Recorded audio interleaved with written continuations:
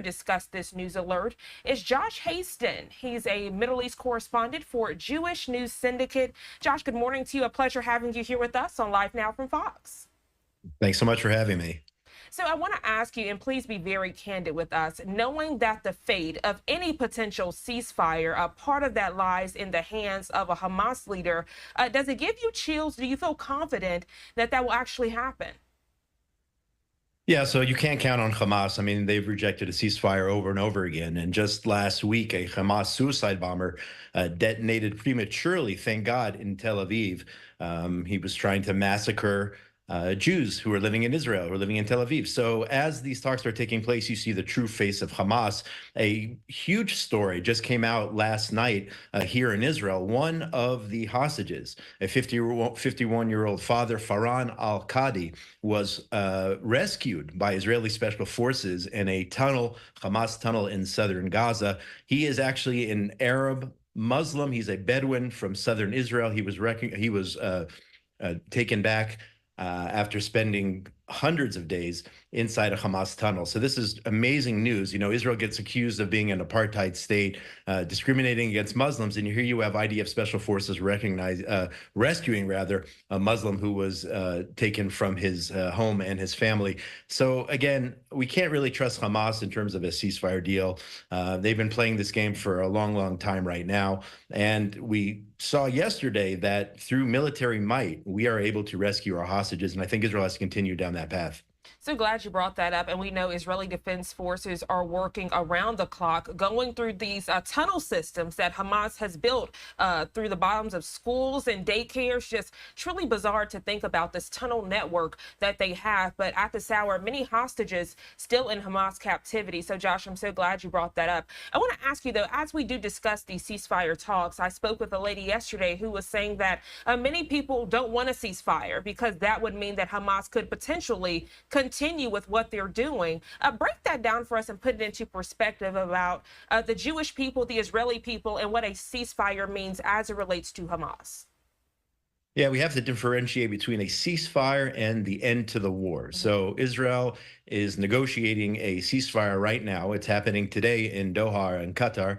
And the prime minister has made it clear he's willing to negotiate to talk about a ceasefire, but the end of the war cannot happen unless the three important steps are met. Three goals set by Israel. Number one, Hamas can no longer be a viable terrorist organization. Number two, the hostages must be released by Hamas. And number three, Gaza can no longer be a threat to the state of Israel. Until all those three things happen, we can't have a ceasefire. We certainly can't have an end to the war. The prime minister has also been extremely clear that an Israeli military presence must remain in strategic areas throughout Gaza, namely the Gaza-Egypt border, which is known as the Philadelphia corridor. It's a 9-mile stretch of land there. We've seen that Hamas has dug tunnels into Egypt. Israel actually destroyed over 150 tunnels in recent weeks. So they've been using those for many, many years, importing weapons. That's number one. And number two, Israel must maintain a presence in central Gaza in the Netzarim area in order to prevent Hamas terrorists from continuing to move further north in order to continue firing rockets once again against Israel.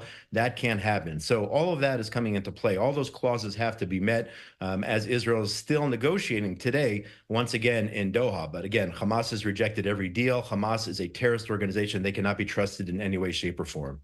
Well, Josh, I know from the very beginning, IDF and even Netanyahu, they both have been avid saying that this war is not against the Palestinian people, it is against Hamas. And I want to ask you, if a ceasefire happens, if an end of the war happens, what would that mean for the Palestinian people? We know if it wasn't for Israel, at many times, many of them wouldn't have even gotten humanitarian aid. But we do know at this hour, unfortunately, several Palestinians that have nothing to do with Hamas are being attacked and even being used as human shields in this fight.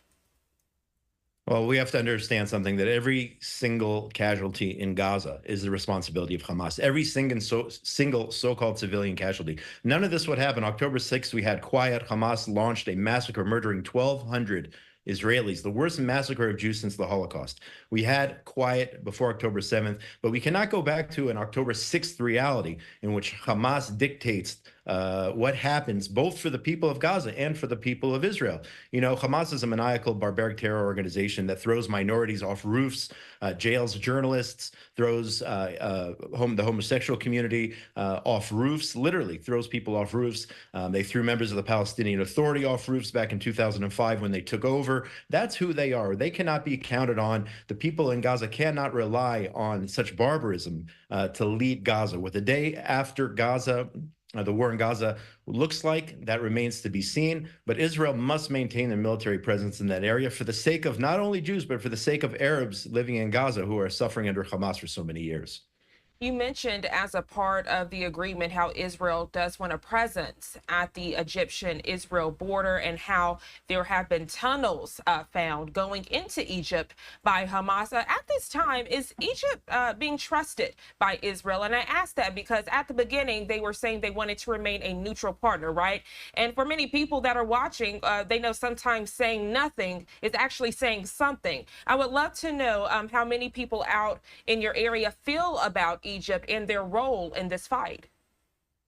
So Israel has an official peace deal, peace treaty with Egypt. We've had it for many, many years. That being said, Egypt right now is turning a blind eye. There's no way that Hamas was able to dig all of these tunnels. We're talking about hundreds of tunnels leading from Egypt into Israel without the Egyptian authorities, the Egyptian government knowing about it. So we're very disappointed that they're turning a blind eye. At the same time, in any other conflict in the world, when you have refugees, when you have people fleeing the front lines of war, neighboring countries open their borders. Egypt has failed to do that. Egypt has not opened their borders. In any other place, if you look at Syria, you look at any other conflict in the world, the borders are open so those on the front lines can escape into other countries. So that's Egypt failing in protecting their fellow Arabs, their fellow Muslims in Gaza, and the rest of the Arab world, along with the international community. You don't hear calls from the United Nations, you don't hear calls from the Biden administration insisting that Egypt open its borders like any other country would do in times of war. So definitely disappointed in terms of how they have handled the situation. Look, Josh, you mentioned the United Nations, and I know for me, Israeli airstrikes along the. Sorry, some video just started playing over us. My apologies. But I was saying you were mentioning the United Nations, and it made me think back to UNRWA. And you think that some of them were found to have been aiding Hamas. So to think that this agency that's supposed to be helping those during this conflict were actually aiding a terroristic organization kind of doesn't put your trust in them either. Yeah, no, UNRWA is Hamas. It's plain and simple. UNRWA is Hamas. These are people who for 75 years been holding Arabs in squalor, purposefully holding them in squalor all over the Middle East, whether you're talking about in Jordan, Syria, and Gaza, even in Jerusalem, failing to resettle these people from the 1948 war. Their goal is to hold them there as pawns on the front lines against the state of Israel. I've said this many times, UNRWA is Hamas, whether they directly participated in the October 7th massacre, whether they enabled Hamas to keep their weapons in their facilities. I mean, they are essentially the so-called humanitarian branch of Hamas. They are not here to end the conflict. They're not here to help the people. If they were here to help the people in Gaza, they'd be screaming a lot louder than myself, asking Egypt, demanding rather, that Egypt open their borders for the sake of humanitarian purposes. If they have not done that, I'll say it. I said it before, I'll say it again. UNRWA is Hamas. Josh Hasten, truly a pleasure speaking with you bright and early this Wednesday morning. We appreciate your candidness and your perspective on this topic. Anything else we need to know before we let you go? I know a lot of moving parts this Wednesday morning. Yeah, I'm just going to say, and I've said it before, the United States is the greatest friend that the state of Israel has. And we know that the American people, regardless of what comes out of the administration itself, the American people are with the people of Israel. They know that. We understand that. We appreciate their support. And what happens here in Israel, we're always the canary in the coal mine. What happens here will happen in other places in the world. Hamas must be defeated, not only for the state of Israel, not only for the sake of Israel, but for the sake of world humanity. Hamas, of course, is an Iranian puppet. Hamas, Hezbollah, the Houthis, and they refer to Israel time and time again as the little Satan. They call the United States the great Satan. And your audience must understand it and must know that. What happens here doesn't end here. It spreads to the rest of the world. So Hamas must be defeated for the sake of humanity. They're pure evil. They must go. Josh Hasten, thank you so much for joining us here on Live Now from Fox. I hope you enjoy the rest of your day and, of course, stay safe. Thanks so much. Giving you a live look now, transitioning as we